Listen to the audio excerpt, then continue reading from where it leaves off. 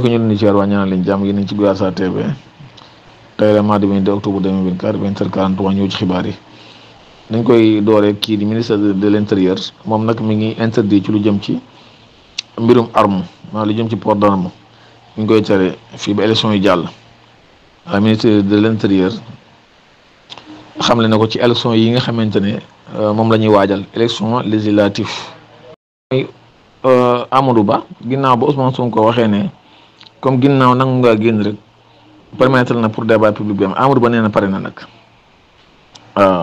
fan lay amee ak kañ lay am loolu xamaguñ ko waaye Amadou Ba moom pare na pour répondre Sonko ci débat public bi nga xam ne posté na ko ci Instagram démb wala Twitter am démb léegi nag ñi ngi xool ba xam kañ la ak fu muy amee.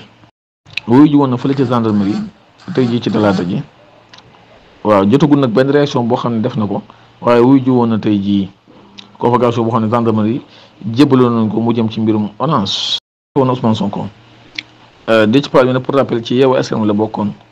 mujj gi nag ci la wëlbatikoon ànd ci coalition bi ñuy tuddee sàmm sa kàddu moom nag suba war naa def déclaration léegi ñu xaar ba xam lan la war a wax. ki nga xamante ne si mooy Nabou Leye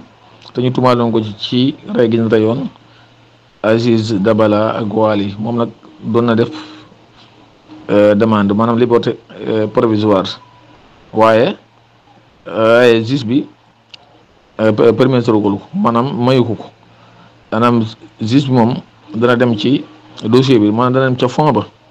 te loolu àggaguñ ci waaw da ko jaare ci ay avocat nag doon sàkku pour ñu bàyyi ko waaye juge bi moom dina gën a xóotal dossier bi. kii di Bougane Gueye Dany prison bu ñu ko tëj ca Tamba Sambour boo xam ne 48 personnes ñoo fa nekk maanaam fañ ko tëj ca Tamba Sambour boo xam ne lu toll ci ñeent fukk ak juróom-ñett ci ay nit lañ ko booleel. xibaar bi nag ñu ngi ko jëlee ci seen web.